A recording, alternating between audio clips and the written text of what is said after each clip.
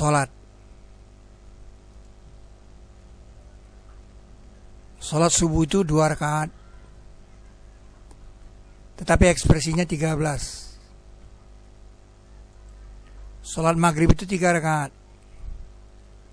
tetapi ekspresinya 20. Sholat zuhur, asar, isya 4 rakaat, tetapi ekspresinya 26.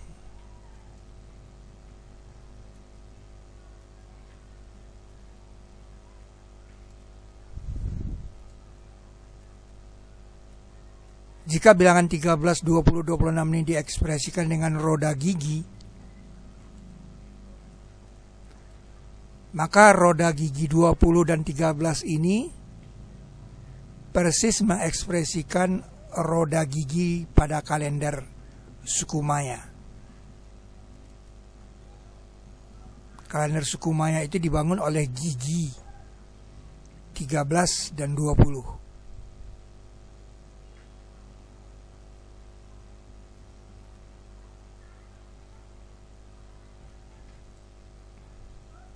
Nah, bila 3 roda gigi ini bergabung, ia akan menandai apa yang dikatakan malam-malam 10.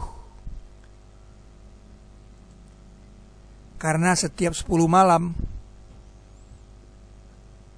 roda ini akan kembali ke titik semula. Ini sebuah kalender yang lebih canggih dari kalender suku Maya.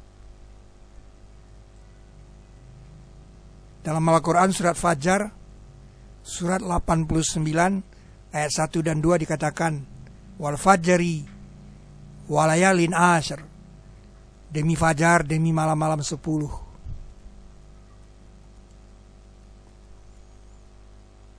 Jadi di sini ada basis modular 10 yang menjadi dasar perhitungan kita. Setelah 10 kita menghitung satu-satu. 1, 2, 1, 3.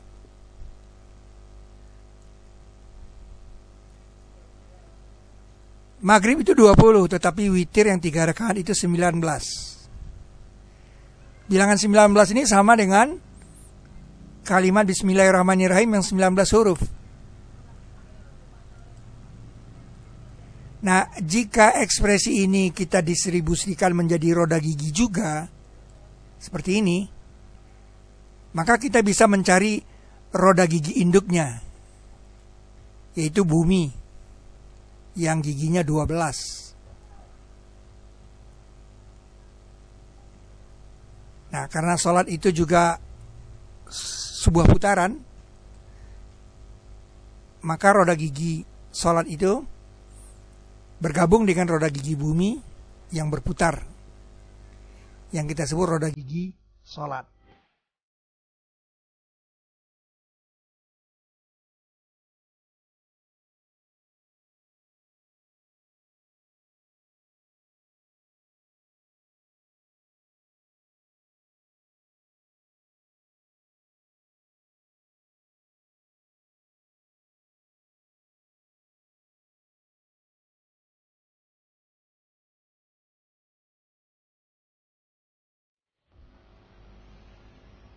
Bumi Kororo, atau siapakah yang menjadikan bumi Kororo? Nah, Kororo ini ternyata bulat. Ini dilihat dari bulan, foto bumi terlihat bulat. Tapi Kororo ini kalau dilihat dengan mikroskop,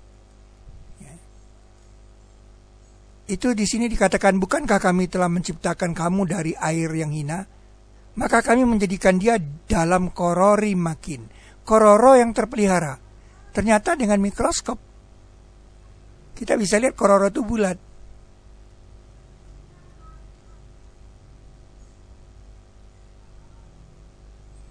Jadi kororo itu bulat.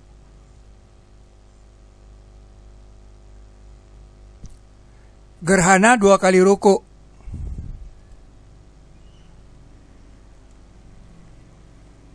Ada 5 macam sholat menurut geraknya. 1 seperti biasa, Kedua, sholat gerhana 2 kali ruku. Sholat id dengan ditambah 7 dan 5 takbir.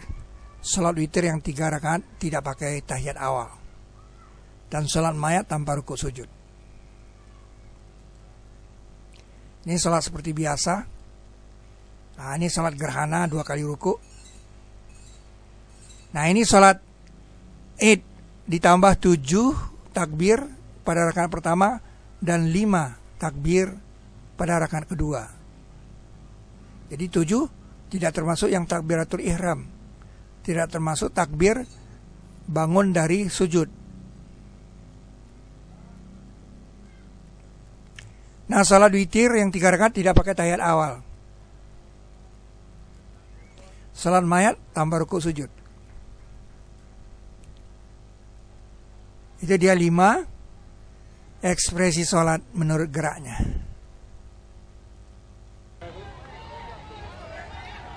Kalau terjadi gerhana, biasanya orang keluar menonton, membuat film tentang gerhana. Tapi umat Islam sholat gerhana. Nabi menandai gerhana dengan 2 kali ruku. Nah,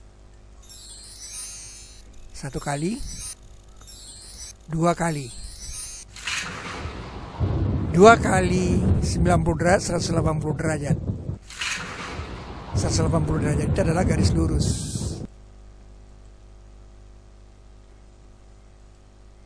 Jadi garis lurus telah dipasangkan oleh Nabi dengan gerhana.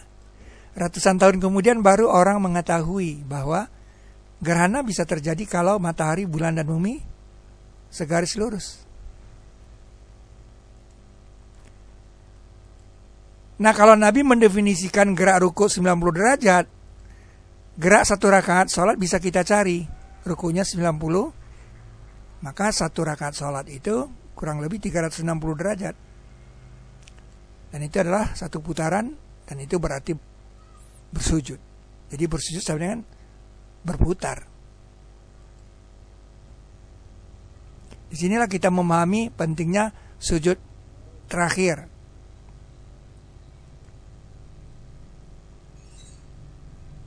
Sebuah langkah besar ketika kita memahami bersujud itu adalah berputar di alam semesta.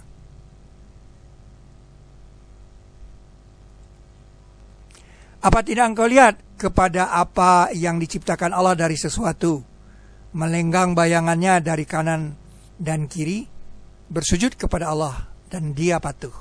Jadi bayangan dikatakan bersujud. Kalau kita perhatikan bayangan di bumi, terlihat bayangan itu memutari tempat tertancapnya benda. Nah, ini adalah menunjukkan bahwa bayangan itu mempunyai pusat putar.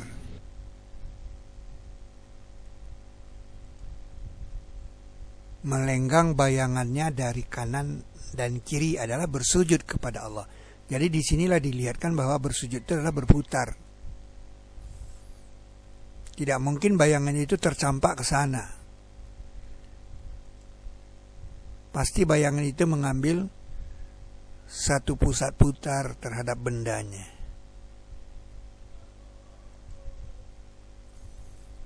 Ini yang dikatakan melenggang ke kanan dan ke kiri. Jadi Al-Quran secara utuh mendefinisikan bahwa di alam atau di alam bebas, bersujud itu adalah berputar.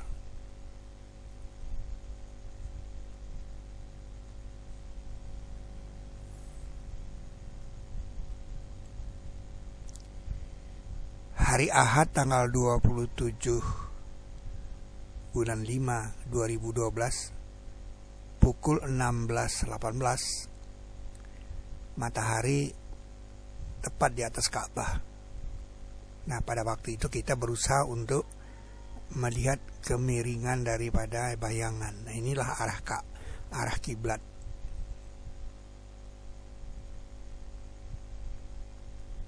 Tidak kebetulan 1618 ini WIB ini menunjukkan bilangan golden ratio.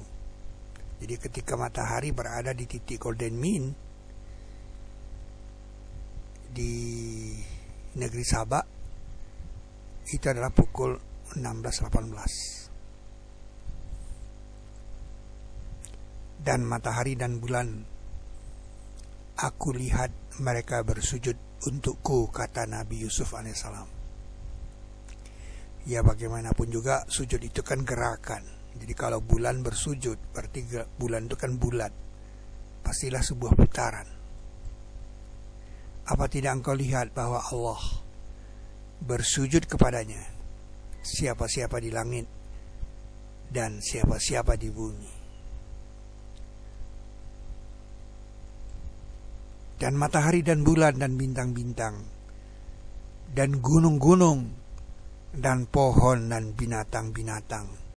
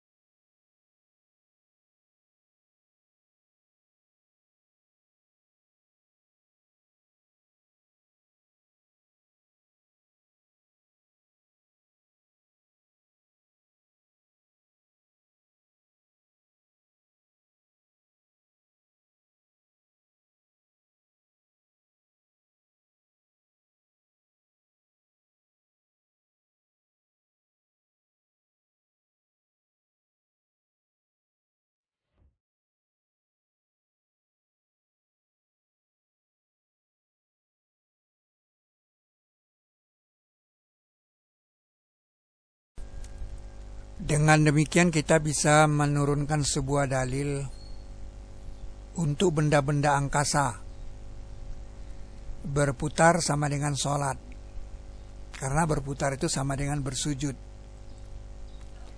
Dan ini merupakan sumbangsih ke dunia astronomis, yaitu planet yang masih berputar, masih hidup, karena masih sholat. Dan planet yang sudah mati tidak berputar. Itu sebab sholat mayat sebagai lambang tidak ada putaran, tidak pakai rukuk sujud. Sholat mayat tanpa rukuk sujud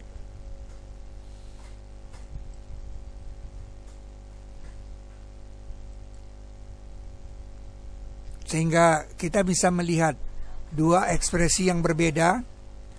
Sholat gerhana dengan 2 kali rukuk, dan sholat mayat tanpa rukuk sujud. Kedua ekspresi itu bersinergi, dan itu dilakukan Nabi pada satu hari. Pada pagi hari ketika anak Nabi wafat, Ibrahim, Nabi sholat mayat tanpa rukuk sujud. Dan di siang hari ketika terjadi gerhana, Nabi sholat gerhana dengan 2 kali rukuk. Ini membuktikan kesaksian Muhammad Rasulullah. Sholat mayat tanpa rukuk sujud. Kalau sholat gerhana berhubungan dengan gerhana, maka sholat 5 waktu berhubungan dengan siang dan malam, yaitu bumi berputar. Dengan demikian bisa dibuat suatu sistem roda gigi antara bumi dan sholat.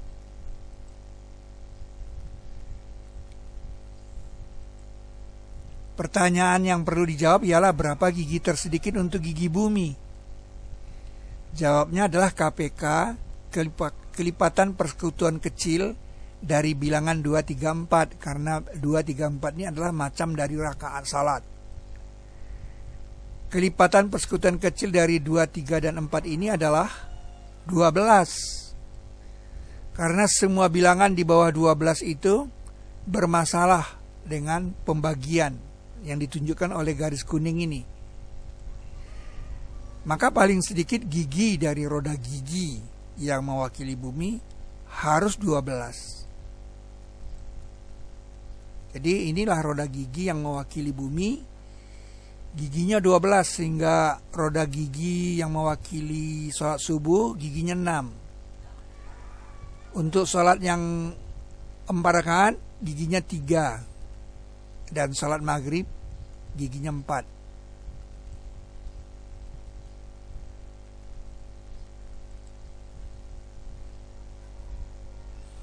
Itulah sistem roda gigi antara bumi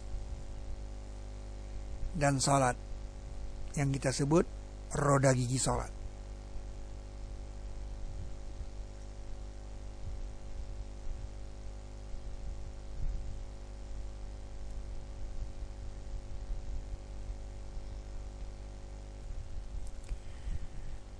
Terlihat bilangan gigi dari roda gigi ini berpasangan dengan bilangan Bismillahirrahmanirrahim.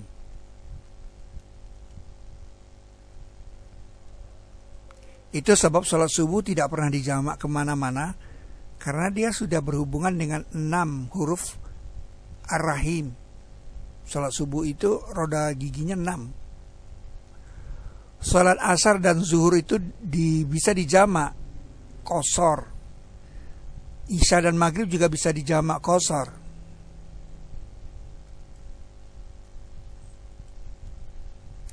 Dan sholat yang di tengah memang sholat asar, sholat wusta. Seperti firman Allah pada surah Al-Baqarah ayat 238, hafizu ala salawati was salawatil wusta wa qumu lillahi qanitin. Peliharalah atas salat-salat dan salat tengah, salat wusta. Nabi mengatakan bahwa salat wusta yaitu salat asar, dan wusta itu letaknya di tengah memang, di Jumratul Wusta. Tetapi secara sains tidak di tengah-tengah. Dia berada di golden mean, titik seimbang emas. Karena jarak dari sini ke sini 251 dan dari sini ke sini 155. Kalau dibagi dia menunjukkan bilangan golden ratio 1,618. Nabi menjamak disebut dalam sebuah hadis Sahih Muslim nomor 666. Rasulullah pernah menjamak sholat zuhur dan asar, maghrib dan isya.